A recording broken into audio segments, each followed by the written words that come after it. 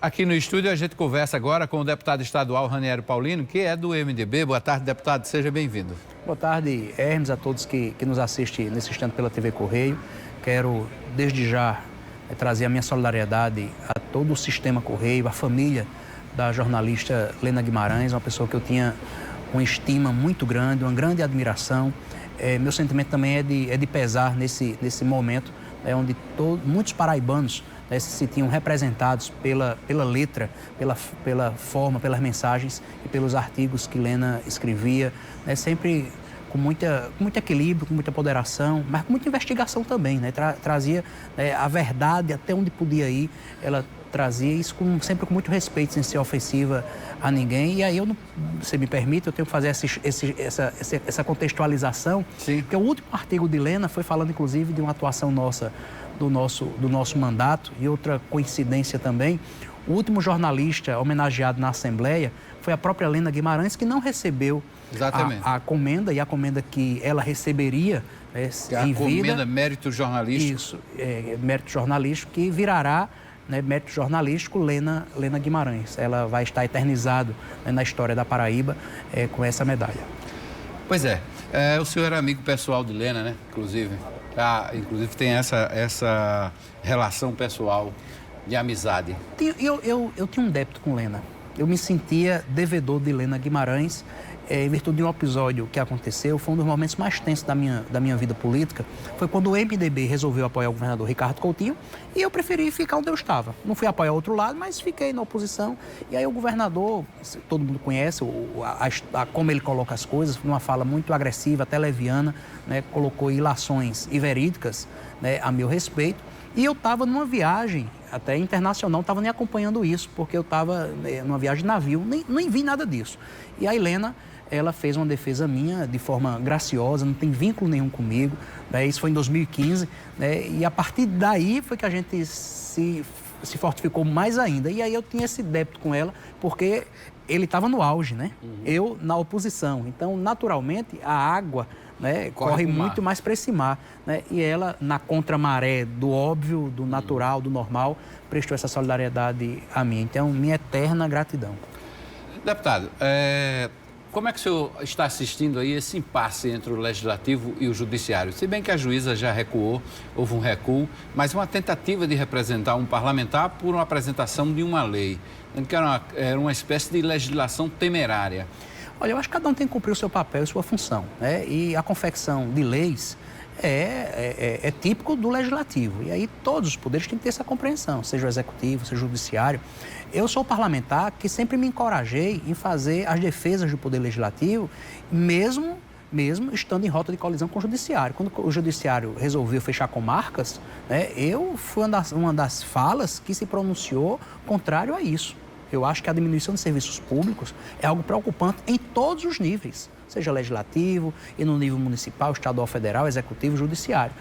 Então, esse ambiente institucional, nós temos que preservá-lo. A fala dela foi uma fala que extrapolou o razoável, mas fico muito feliz porque ela já arrefeceu sobre isso, já reconheceu que carregou na tinta, que extrapolou a sua fala. Minha solidariedade ao deputado Wilson Filho, que saiu agora há pouco, como também a Assembleia da Paraíba, no sentido, e não é de corpo não, é de cada um cumprir o seu papel, a sua função, e termos a compreensão do limite do outro.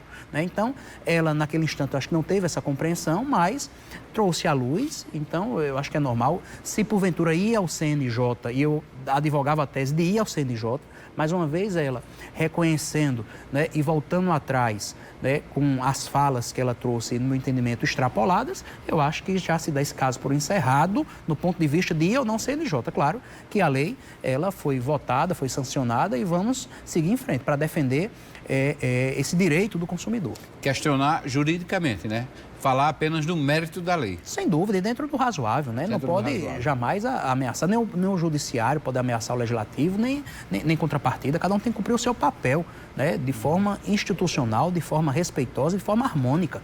Eu digo isso sempre, por exemplo, com alguns vetos do Poder Executivo. Às vezes chega vetos do Poder Executivo, a iniciativa nossa, e essa fala que eu estou tendo em relação à juíza, que eu nem a conheço, nem o nome dela, sinceramente, eu sei. Eu li pelas reportagens, vi a sentença e vi que foi algo, né, fora do razoável. Então, eu estou defendendo, na verdade, é o status da harmonia entre os poderes. E qualquer um que extrapole, seja do próprio legislativo, seja do judiciário, ou seja do executivo, tem que ser chamado à razão, e acredito que o próprio tribunal, né, chamou à razão e ela reconheceu. Então, eu acho que está superado o nosso respeito à juíza. Ela vacilou, mas já corrigiu esse erro.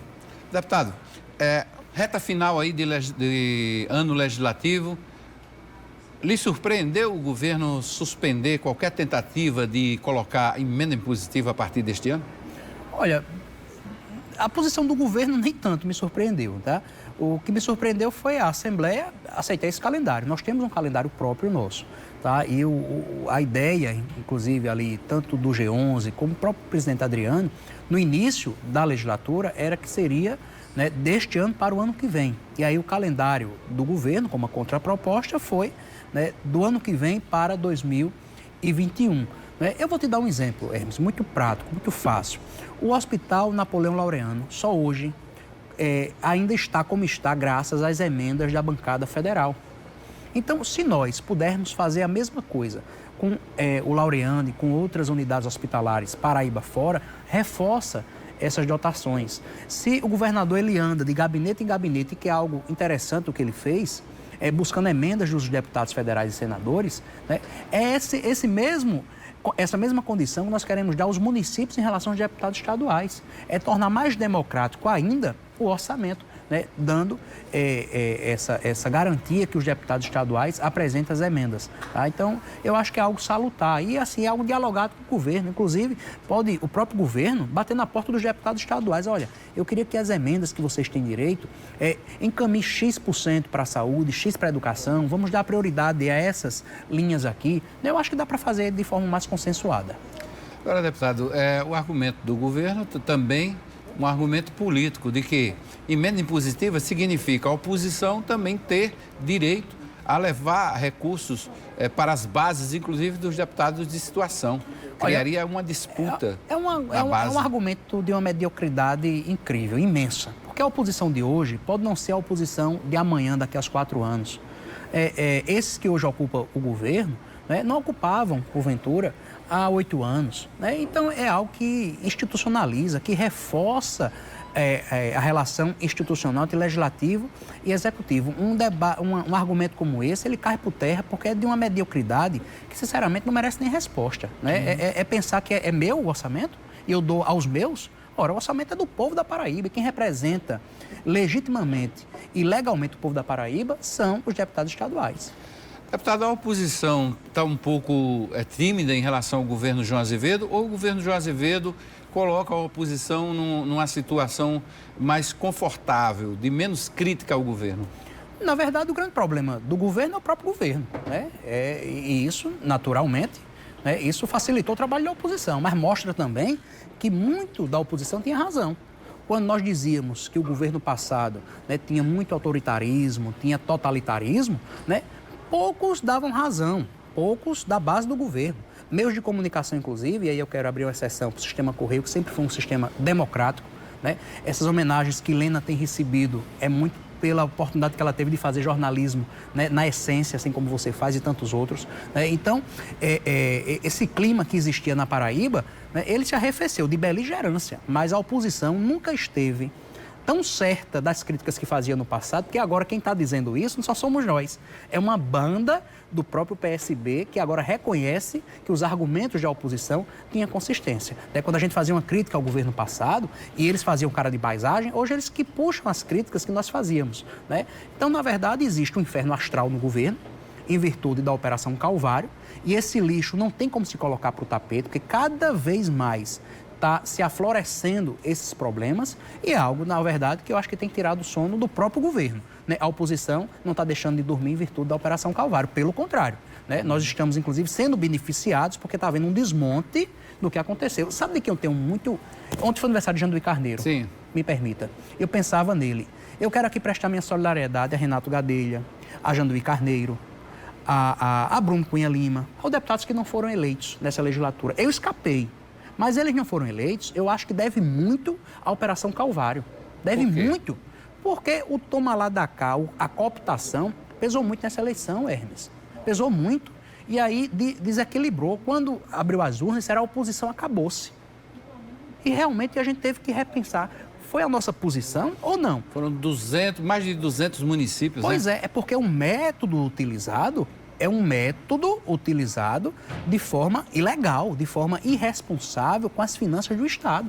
E isso teve repercussão eleitoral. O que fizeram para ganhar a eleição não se faz. O senhor está falando com base no que foi apurado até agora pelo Ministério Público? Sim, eu estou falando com base no que foi apurado no Ministério Público, nas reportagens que já passaram na TV Correio, no Fantástico, no que eu já li das peças, né, que houve desvio de dinheiro público para a campanha eleitoral, em base disso.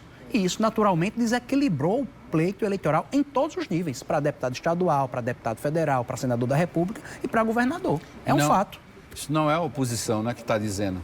Quem está dizendo são os instrumentos investigatórios. Né? Quando eu defendo a CPI, inclusive, é para nós, de forma auxiliar, colaborar com essas investigações e também garantir politicamente o contraditório a estes que estão sendo acusados, porque muitos se dizem que estão sendo perseguidos e não tem um ambiente para fazer a sua defesa. A CPI garantiria esse ambiente de defesa desses que estão sendo acusados de terem patrocinado o maior desvio de recursos públicos da Paraíba, da história política administrativa da Paraíba. Se fala em bilhões de reais. Isso é um escândalo.